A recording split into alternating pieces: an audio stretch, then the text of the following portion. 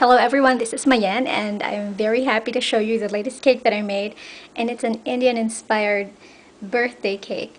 It's for my kumare, my friend Kathy. She's the godmother of my son and I'm the godmother of her son. She's my neighbor.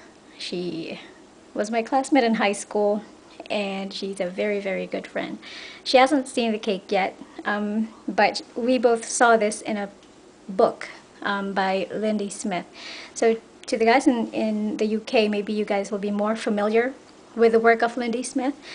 And it's a very interesting and very inspirational book because she shows you exactly how to do this stuff. The only downside to that is if you want to copy like a pattern like this one, these are very specific patterns that need very specific cutters. So I purchased the cutters and it was a little bit expensive to purchase the cutters, and you can only buy it from her. You can do it freehand. I wasn't able to copy them exactly, but if you do it freehand, it's going to take an awful long time to do it. But it's not, it's not an impossibility. From the book, I kind of changed the size a bit, to, of course, accommodate what Kathy needs for her party. So it wasn't as big as what we have in the book. So in a way, the pattern looks bigger here because I have a smaller cake. The bottom tier is a 10-inch hexagon cake. The second tier is 8-inch round, and the top is a hexagon cake. I carved it from a 6-inch round cake. So I'm going to show you that the pattern goes all around the cake. For the second tier, these are random patterns, and for the top tier, I just made those patterns using the cutters. Initially, I didn't plan to make 3 tiers because she only wanted 2, but when I put the sizes, when I put the cake on top, the second tier on top of the bottom tier, those sizes just didn't work out. It doesn't look balanced, so I just made a 3rd tier to make it look a lot more balanced. So I hope you like how the cake looks. To me, it looks a little bit like a wedding cake. I love how all the patterns work together. I love how elaborate it looks. I guess if you're going to make a cake like this, there's no other way but to go all the way. And I'm very pleased with how the whole cake turned out. So I'm going to show you all the small details. I'm going to take this camera out of the stand and I'm just going to shake a bit. So I'm going to show you the cutters that I used for the cake. If you're going to order from Lindy Smith, you can order through globalsugarart.com. That's where I usually get all my stuff. And to make this cake, you will need 3 sets of cutters. I'm missing one here, but these are 3 specific sets that you're going to need to be able to make the exact patterns that we see on the cake. The small dots are just royal icing that I piped on there. I had no idea that piping all these small dots could just make my hand go numb. It was one of the most tedious things that I've done in terms of cake decorating. I told you before I didn't have the stamina to hold those piping bags and decorate with buttercream or royal icing. I just don't have that.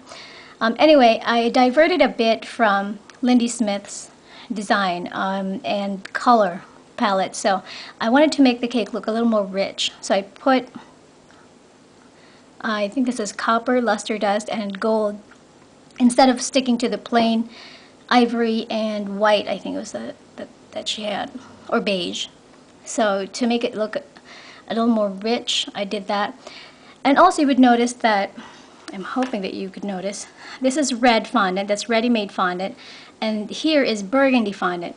I tried making burgundy fondant by just mixing tons of the gel coloring into the white ready-made fondant. I think I've already used up half of what I had in the bottle. It still didn't come out this color. It came out like a mauve, or it looked purpley for some reason. A very bad shade of purple, if I may add.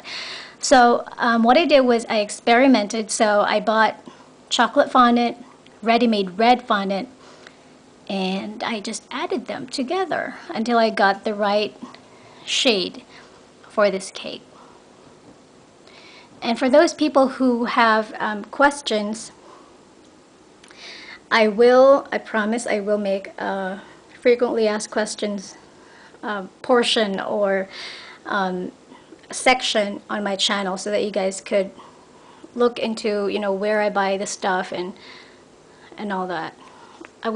I try to answer all the emails that I get every day. It's just that sometimes it takes me a couple of days to do that. I am very, very thankful for all those who email me. And for the spray of a wire on top, I use a 20 gauge wire. We're gonna have the party today, so I just added them, you know, maybe an hour or two before the party, so that the wire is not gonna stay there for a long time. And I also put in Swarovski crystals on the wire. For some people, Swarovski crystals can be worn as jewelry, and I really, really want the cake to have that, you know, to have that wow effect. To have the cake look like a wedding cake, have crystals on top, and have silver accents on the bottom. These are from a craft store. Since nobody's gonna eat this anyway, it's very safe to put them there, and it just gives the cake a very, very rich, elegant look, which matches my friend, if I may add. So I think this cake pretty much reflects Kathy in every way. This is actually her choice, and again, it pretty much reflects her personality. She's very classy, yet there's a kick of whimsy in there. So, and pretty much she's very, very well worth all the hard work and effort that I put in the cake. And for those guys who ask me if I make my fondant or if I buy my fondant, buying the fondant usually works for me. If I buy it online, I can usually get it at half the price than what the stores locally would charge me. For a 20-pound pail, they could charge you 90 bucks here, but if we get it online, it's $47, $48. So that's a lot less expensive. But for the cake boards, I think I always, in my past creations, I always put fondant on the cake board. And I realize that's also expensive if you use ready-made fondant. So for all the cake boards, it's always homemade fondant. And that's just $3. You know, I mean, all in all. So it gives it that polished look, and it's very inexpensive to do. So for those guys who are starting to discover fondant and discover, you know, how to decorate with fondant, this is a nice cake to do. You just need cutters. You can do anything when you have the right cutters that you want. So this doesn't involve figure modeling, doesn't involve flowers. You could just use any cookie cutter you have and make patterns on your own. So pretty much, if you want to start baking, all you just need are the basic materials. If you want to use fondant, you just need basic rolling pin, a pizza cutter, cookie cutters, shortening, and powdered sugar. Pretty much you can make a very nice cake if you just have those. You don't need expensive materials. So that being said, thank you so much, guys. I hope you enjoyed this cake as much as I enjoyed making it. And to my kumare, happy birthday. Magkita tayo mamaya, and I'm sure mabubusog na naman kami sa masarap mong luto. So to all you guys take care. You have a great day.